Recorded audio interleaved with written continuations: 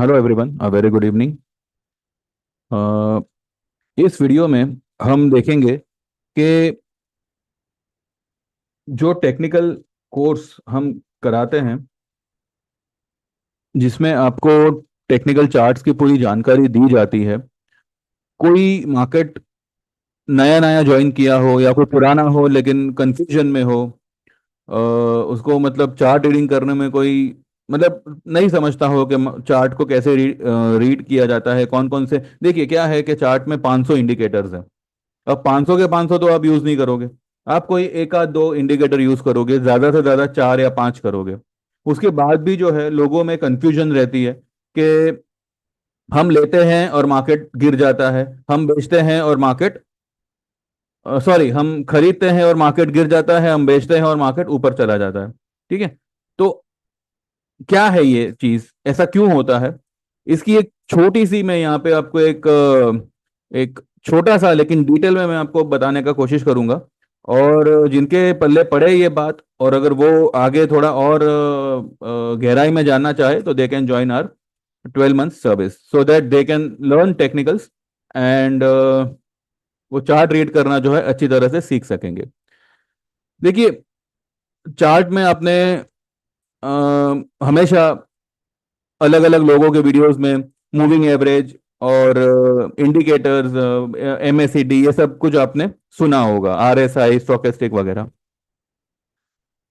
Even आपने ये जो चीज मैंने आपके सामने बनाई हुई है, ये भी आपने सुनी होगी। इसका नाम है बोलिंजर बैंड। ना what do mean by Bollinger band? ये एक बैंड है, ये एक दायरा जिसे आप कह लो, एक ऐसा दायरा जिसका जिसको देखते ही आपको पता चलेगा कि किसी भी स्टॉक या किसी भी इंडेक्स का टॉप क्या हो सकता है, और अगर वो वहां से गिरता है तो उसका सपोर्ट क्या हो सकता है। ठीक है। ये जो दायरा है, ये दो हिस्सों में बटा है। ठीक है। ये जो बीच वाली लाल लाइन है, ये सिंपल मूविंग एवरेज है, 20 डेज की, 20 दिन की सिंपल मूविंग एवरेज है। ये वीडियो उन लोगों के लिए ज्यादा यूजफुल रहेगा जो लोग टेक्निकल्स जानते नहीं हैं लेकिन सीखना चाहते हैं, जो लोग टेक्निकल्स जानते हैं लेकिन फिर भी कंफ्यूज रहते हैं कि पोजीशन ली जाए तो किस तरफ की ली जाए, कौन सी ली जाए, स्टॉप लॉस क्या रखा जाए। और ये वीडियो उन लोगों के लिए भी यूजफुल रहेगा जो लोग स्टॉप लॉस में ज्यादातर काम करते हैं। देखिए क्या होता है कि अक्सर आपने देखा होगा कि फॉर एग्जांपल आपने किसी पर्टिकुलर लेवल पे स्टॉप लॉस रखा, वो आपका हिट हो गया, आप तुरंत अपना माल खाली कर दोगे। लेकिन वो स्टॉप लॉस, या एक कहते हैं ना, मानो स्टॉक जो है वो ऑल टाइम बॉटम पे है और एक नया बॉटम बनता है, एक जो पुराना वाला बॉटम था उसको वो ब्रेक कर देता है, और वही जो है आपका स्टॉप लॉस होता है। अगर मानो स्टॉक डाउन ट्रेंड में है, तो जो उसका पहले वाला मतलब जो उसका हाल ही का बना हुआ लो है, ठीक है, उसी को आप स्टॉप लॉस बनाओगे। और जैसे वो लो ब्रेक होगा, आपका स्टॉप लॉस हो गया, लेकिन उसके बाद स्टॉक या इंडेक्स जो है वो ऊपर शूट कर जाता है। तो बॉलिंजर बैंड को यूज करके आप आपके स्टॉप लॉस को किस तरह से मिनिमाइज कर सकते हैं, वो हम यहां पे देखेंगे। ठीक है। अब देखिए, ये है निफ्टी का चार्ट। आप किसी भी स्टॉक का चार्ट ले लो और उस पे जो है आप बॉलिंजर बैंड अप्लाई कर दो। बॉलिंजर बैंड का एक खासियत है कि इसको अगर आप कहते हैं ना एक सही ढंग से देखो, तो आपको इसमें कोई मूविंग एवरेज वगैरह की जरूरत नहीं है, क्योंकि एक सिंपल मूविंग एवरेज ही यहाँ पे काफी है ये बताने के लिए कि स्टॉक अगर मानो ऊपर से गिरता है, तो फर्स्ट पड़ाव उसका होगा ये लाल लाइन जो कि है उसका 20 SMA सिंपल मूविंग एवरेज। जब तक ये लाल लाइन के ऊपर स्टॉक चल रहा है, स्टॉक का जो टेंडेंसी होगा या इंडेक्स का जो टेंडेंसी होगा वो होगा बाय इन डिप्स। ठीक है। और जैसे ही ये लाल लाइन के नीचे इसको ब्रेक करके क्लोज देना शुरू करता है, तो आपका टेंडेंसी होगा सेल ऑन राइज का। एक और यहां पे खासियत है, इसको देखते हुए आप इतना पता मतलब इतना आप समझ पाओगे कि किसी भी स्टॉक की जो लिमिट है, जो एक लक्ष्मण रेखा जो है वो क्या है। अब देखिए ये जो इसके जो दो पॉइंट्स है, एक अपर पॉइंट एक लोअर पॉइंट, ये उसका लक्ष्मण रेखा है। कोई भी स्टॉक या कोई भी इंडेक्स का जो वैल्यू है वो ये दो पॉइंट के बाहर ज्यादा देर टिकेगा नहीं। अगर आपको कभी भी ये वाले लेवल के ऊपर अगर ये निकलता हुआ दिखे और बोलिंजर बैंड उस वक्त अगर नहीं बढ़ रहा है उस तरफ, तो समझ जाइएगा कि वो जो कैंडल बनी है वो एक फेक कैंडल है। फेक नहीं तो एटलीस्ट आपको ट्रैप करने वाली कैंडल है, जैसे कि ये वाली कैंडल यहां पे बनी थी। ये देखिए, ये जो है बोलिंजर बैंड के ऊपर निकल गया, लेकिन बोलिंजर बैंड जो है ऊपर नहीं निकला। तो क्या हुआ, अगले दिन सीधा ये वापस नीचे आ गया। यहां पर भी यही हुआ, ये बोलिंजर बैंड को ब्रेक करके नीचे तक चला गया और फिर वापस से रिकवर करके उसने बोलिंजर बैंड के अंदर ही बंद किया। सिमिलरली यहां पे ये देखिए, ये भी बोलिंजर बैंड के नीचे उतर गया लेकिन खींच लिया गया। तो बोलिंजर बैंड के बाहर इस जो ये जो दायरा है इसके बाहर, चाहे ऊपर हो चाहे नीचे हो, कोई भी स्टॉक का वैल्यू टिकेगा नहीं, वो तुरंत नीचे आएगा। ठीक है, यहां पे मैंने आपको कहा था कि 23,700 800 का लेवल जो है वो आपका पहले मैंने आपको 24,000 का लेवल दिया और उसके बाद मैंने 23,800 का आपको लेवल दिया था। इसका अगर आप 20 ऐसे में देखो वो आता है 23,730 पे।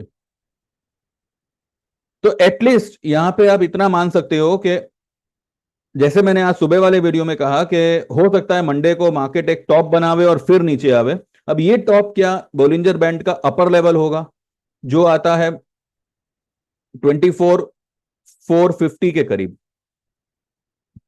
इसलिए मैंने आपको कहा था कि 24,450 से लेके 24,500 तक आपको अगर स्पॉट निफ्टी मंडे को मिलता है तो आप जो है एक शॉर्ट पोजीशन वहां पे ले ले सकते हो। आप दिसंबर का ना लेके सिर्फ आप चाहो तो अगस्त या सितंबर का जो है 24,500 का पुट ले लीजिए।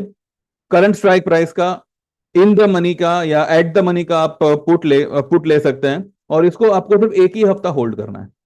अगर आपने मानो 24,500 का भी पुट लिया और अगर यही हफ्ते में ये 23,700 तक आ गया, मानिए 24,000 तक आ गया, हम ज्यादा ऑप्टिमिस्टिक नहीं होते, अगर 24,000 तक भी आता है तब भी आपका जो है 24,500 वाला पुट कहां से कहां निकलेगा ये आप सोच सकते हैं। ठीक है, इस दायरे के हिसाब से अगर आप देखो तो अगर स्टॉक या इंडेक्स अपना निफ्टी जो है 24,450 से अगर गिरना शुरू करता है और अगर ये 23,700 का लेवल ब्रेक कर देता है तो उसका जो नेक्स्ट पड़ाव होगा वो होगा 22,994, यानी कि 23,000 के करीब। अगर इसने 23,700 का लेवल ब्रेक कर देता है तो पहला इसका पड़ाव होगा 23,000। अब यहां पे कंफ्यूजन कहां आएगी, सबसे पहले तो जो लोग शॉर्टर है और जो लोग अपनी पोजीशन कैरी करके गए हैं, ठीक है, वो लोग क्या वो लोग क्या गलती करेंगे अक्सर, भले वो गलती करे ना करे बात की बात है, लेकिन अक्सर जो है लोग इस तरीके की गलती करते हैं कि मानो अपने फ्राइडे के दिन इसी लेवल पे आपने शॉर्ट किया। ठीक है, क्योंकि फ्राइडे के दिन मार्केट ने थर्सडे की हाई को ब्रेक नहीं किया, लो को ब्रेक किया है और भले ग्रीन कैंडल बनी है, पर यहां पे हो सकता है कि लोगों का नजरिया ऐसा रहा हो कि मंडे को जो है गैप डाउन ओपन हो। इसका जो टॉप बना है 363, मानो आपने 24,300 पे शॉर्ट किया। ठीक है, मंडे के दिन मार्केट निकल गया 24,450, 150 पॉइंट यहां पे आपको घाटा हो रहा है। आप क्या करोगे, आप 400 या 450 का ही स्टॉप लॉस लगाओगे। अगर यहां पे 450 के ऊपर टिक जाता है और अगर बॉलिंजर बैंड भी ऊपर निकल जाता है, यानी कि ये जो लाइन है ना, ये जो लाइन है ये आपके वैल्यू के ऊपर होनी चाहिए। अगर वो वैल्यू के नीचे है और वैल्यू जो है आपकी, आपके जो ये कैंडल जो यहाँ पे बनेगा जो भी निफ्टी का जो उस वक्त का जो प्रेजेंट वैल्यू होगा वो अगर ये वाले पॉइंट के ऊपर है, तब तो आपको स्टॉप लॉस बिल्कुल नहीं लगाना चाहिए, आप बिंदास उसको होल्ड करिए। ये इस लाइन के नीचे आएगा। ठीक है, अगर आपको मानो स्टॉप लॉस लगाना ही है तो एटलीस्ट उसको उस लाइन के नीचे आ जाने दीजिए, क्योंकि ये नीचे आएगा, ये नीचे डेफिनेटली आएगा। कोई भी स्टॉक या कोई भी इंडेक्स का वैल्यू बोलिंजर बैंड के बाहर ज्यादा देर टिक नहीं पाएगा, ज्यादा से ज्यादा एक दिन या दो दिन, और वो नीचे, और वो इसके अंदर जो है निकल आएगा। ठीक है, सिमिलरली यहां पे अब ये जो लेवल है 23,000 का लेवल है, मानो आपने, आप लॉन्ग हो निफ्टी में और आपने 23,000 का स्टॉप लॉस लगाया, स्टॉक गिरता है, 23,000 का लेवल ब्रेक करता है, आपका स्टॉप लॉस हो गया, और यहां पे मानो 23,000 के नीचे में भी 22,900 तक चला चला जाता है और क्लोज भी दे देता है, और अगले दिन जो है वो खींच लेता है ऊपर, और वो कम से कम ये रेड लाइन तक आएगा। तो अगर आपको स्टॉप लॉस लगाना है और अगर आपका रेट ये दायरे के बाहर चला गया है, तो उस वक्त स्टॉप लॉस करने के बजाय थोड़ा इंतजार करिए, ये वापस से बाउंस करेगा और एटलीस्ट ये लाल लाइन तक आएगा, तब आपको चाहिए तो आप आपका स्टॉप लॉस कर लो। स्टॉप लॉस करिए, लेकिन कब करिए? आपके लॉस को मिनिमाइज करते हुए। आपने अगर मानो किसी चीज को कहीं पे भी मानो आपने बाय बाय किया हो, मानो आपने ये लाल लाइन के नीचे बाय किया हो, ठीक है, मानो आपने 23,500 पे बाय किया हो, 23,300 पे बाय बाय किया हो निफ्टी को, 23,000 का स्टॉप लॉस लगाया, वो स्टॉप लॉस खा गया, तो 23,000 का स्टॉप लॉस पे आप माल मत काटिए। क्योंकि अगर 23,000 का जो लेवल है वो अगर बॉलिंजर बैंड का नीचे वाला पॉइंट है, यानी कि ये जो निचला दायरा है वो है, उसके नीचे अगर इस बैंड के बाहर अगर स्टॉक वैल्यू जा रहा है, इंडेक्स वैल्यू जा रहा है, तो एक दो दिन में वो फिर से इसके अंदर आएगा और ये रेड लाइन जो उसका 20 SMA है वहां तक जाने का कोशिश करेगा। तो ये तो 23,700 हो गया, तो 23,300 पे आपने अगर लिया है तो आपको 23,700 का लेवल मिलेगा ही मिलेगा, यहां पे आपको स्टॉप लॉस लगाने की जरूरत ही नहीं है। ये सिर्फ और सिर्फ एक बार आपको जो है ट्रैप करने के लिए ही स्टॉप लॉस खाएगा। आई होप आपको समझ में आ रहा होगा। मैंने मेरे सेशन में भी हमेशा यही बताया है, जो लोग ने मेरा सेशन ज्वाइन किया है उन लोगों को आइडिया होगा कि मैं स्टॉप लॉस कभी प्रीफर नहीं करता। वो क्यों नहीं करता, वो मैंने आपको क्लियरली बताने का कोशिश किया है। क्योंकि स्टॉप लॉस जो है वो वो बना ही है हिट हिट होने के लिए। ठीक है, अगर आपने अगर लोअर लेवल पे, मानो मानो निफ्टी नीचे गिरता है, ये वाला लेवल ब्रेक करता है, ठीक है, आपने अगर मानो 23,300 पे, 23,400 पे अगर आपने निफ्टी को बाय किया हुआ है, आप स्टॉप लॉस का इतना फिक्र मत करिए, भले वो 23,000 ब्रेक करे, क्योंकि वो जब 23,000 आएगा तब जो है वो बॉलिंजर बैंड के लोअर लेवल पे होगा। अगर उसको ब्रेक भी करता है ना, तो तुरंत ही एक दो दिन में ही वो वापस से उसको बैंड के अंदर घुसेगा और ये रेड लाइन तक जाने का कोशिश करेगा, यहां पर आप आपका पोजीशन काट लो। ठीक है, हमेशा इतना ध्यान रखिएगा, ये रेड लाइन तक तो ये आएगा ही आएगा। अब देखिए यहां पे क्या हो रहा है ना, यहां से कंटिन्यू जो है ये जो लाइन है इसी के मतलब आसपास रहकर निफ्टी ऊपर का ऊपर निकल रहा है, लेकिन नीचे में ये रेड लाइन तक आ नहीं रहा है। यहां पे इसने आने का कोशिश किया, लेकिन इतना नहीं आया जितना कि ये जो लाइन है और ये निफ्टी, ये जो ग्रीन कैंडल का लो है, इसमें काफी अंतर है। लेकिन उसके पहले का अगर आप देख रहे, ये जो भी मैनिपुलेशन हुआ है ऑब्वियसली ये जो है जून महीने से ही हुआ है, लेकिन उससे पहले आप देखिए, उसके पहले का जो जो भी चार्ट बना है बोलिंजर में, हमेशा जब भी ये रेड लाइन के ऊपर रहा है इसमें बाय ऑन डिप्स हुआ है। जैसे ही ये रेड लाइन के नीचे आता है, फिर से इसने रेड लाइन को क्रॉस करने का कोशिश किया, फिर से अपर लेवल पे गया, वहां से घूमा, लोअर लेवल पे आया, फिर अपर लेवल पे गया, फिर लोअर लेवल पे आया, इसी तरह से ये कर रहा है। अब देखिए यहां पे ये दो बार, दो तीन कैंडल इसने जो है बोलिंजर के बाहर बनाई और चौथी कैंडल में वापस अंदर घुस गया। क्योंकि यहां पे क्या हुआ, जैसे ये यहां से गैप अप हो गया तो बोलिंजर भी ऊपर गया, इसलिए ये स्टॉक यहां से गिरा नहीं। लेकिन जैसे ये ऊपर गया, साथ में इसका 20 SMA भी ऊपर गया, तो यहां पे कहीं ना कहीं इसने 20 SMA को टेस्ट किया। ठीक है, इसके पहले भी अगर आप देखो तो ये हमेशा इस बोलिंजर के दायरे के अंदर ही ट्रेड हुआ है। तो इतना आप ध्यान दीजिएगा। अगर आपको कोई 10 एक्सपोनेंशियल मूविंग एवरेज, 20, ये सब कुछ अगर समझ में ना भी आता हो, एमएसीडी, आरएसआई, ये सब कुछ अगर समझ में ना भी आता हो, आप अगर सिर्फ बॉलिंजर को ही अगर आप प्रीफर करो और रिफर करो, तो भी जो है आप सही ढंग से एक अंदाजा लगा सकते हो मार्केट में कि अब मार्केट में क्या करना चाहिए, कैसे करना चाहिए।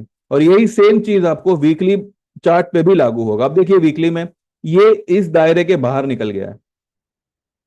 ठीक है, अगर ये वीक में बॉलिंजर का ये वाला दायरा जो है, ऊपर वाला दायरा, ये अगर बढ़ता नहीं है तो ऑब्वियसली ये इसके नीचे चला आएगा, यानी कि 24,000 के नीचे इस हफ्ते में आने के 99.99% चांसेस है। और वीकली के हिसाब से अगर आप देखो तो इसका जो पहला लेवल बनेगा वो बनेगा 22,700 का, और 21,400 वीकली के हिसाब से इसका लोअर एज बनता है। 21,400 ये वाला लो बना था 21,281 का, तो 21,400 तक ये आने का ताकत रखता है, ये on the basis of weekly chart. मैं ये नहीं कहता कि यही हफ्ते में आएगा, पर ये हफ्ते में एटलीस्ट ये 24,000 के नीचे आ जावे, ये हम यहां पे कह सकते हैं। लेकिन अगर बॉलिंजर बैंड बढ़ना शुरू किया ऊपर की तरफ, ये जो दायरा है ये अगर ऊपर की तरफ बढ़ना शुरू किया, तो जैसे मैंने कहा है कि फ्राइडे तक ही आपको आपकी जो आप पुट लेंगे मंडे को, उसको होल्ड होल्ड करना है। फ्राइडे तक अगर आपका पुट आपके फेवर में नहीं आता है तो आप स्टॉप लॉस कर लीजिएगा। ठीक है, फिर जो है मतलब हम थोड़े और दिनों के बाद शॉर्ट करेंगे। तो ये मैंने सिर्फ आपको एक छोटा सा एग्जांपल दिया हुआ है, एक छोटा सा मतलब ब्रीफिंग दिया हुआ है ऑन बॉलिंजर बैंड। इसमें और भी बहुत सारी व्हाट वी से बहुत सारी मतलब कारीगरी है। तो जो लोग भी इसको डिटेल में सीखना चाहें और एक निफ्टी को प्रेडिक्ट करने का, या एटलीस्ट मार्केट के लेवल्स को प्रेडिक्ट करने का, देखिए निफ्टी को तो आप प्रेडिक्ट नहीं कर सकते क्योंकि the most manipulated material in the stock market is Nifty. उसके बाद दूसरे सारे स्टॉक्स आएंगे जैसे कि ये मसगांव डॉक वगैरह, ये सब जो डिफेंसिव सेक्टर के स्टॉक्स है, इतने बुरी तरह से ये लोग मैनिपुलेट कर रहे हैं ये स्टॉक को कि पूछो मत। एवरी डे 10-10%, 8-8% कौन सा स्टॉक भागता है, और ऐसा क्या हुआ है उनमें जो इतना मतलब रैली कर रहा है, पर कर रहा है। ठीक है, कौन से स्टॉक में से कब आपको कौन सी पोजीशन लेनी चाहिए, आप ये सब, ये जो बॉलिंजर बैंड है ना, ये आपको लेवल निकालना अच्छे से सिखा देगा। अब वो लेवल पे आपका स्टॉक जावे, जाने में टाइम लगावे, जाने की पॉसिबिलिटी बनती है, ये आप समझ पाएंगे। ठीक है, अब देखिए जैसे कि निफ्टी यहां तक आने के चांसेस है, पर कब तक आएगा, ठीक है, वो जो है वो डिपेंड करेगा। लेकिन एटलीस्ट आपको लेवल निकालना यहां पे समझ जाएगा कि अगर आपको कोई पुट लेनी है तो किस मंथ तक की कौन सी पुट आप ले सकते हो। अब जैसे कि हमने 24,000 की दिसंबर की पुट ली है, अब मानो दिसंबर तक अगर ये 21,400 का लेवल भी अगर दिखा दे वीकली चार्ट के हिसाब से, तो आपकी 24,000 की पुट का भाव 2,500-3,000 तो आराम से हो जाएगा, जो हमने 500-600 रुपए पे ली हुई है। राइट, तो इस तरीके का कैलकुलेशन जो है वो आप जज करना सीख जाते हो। तो Bollinger is a very useful instrument. तो जो लोग भी मतलब इसको डिटेल में सीखना चाहते हैं तो they can join our 12 month service.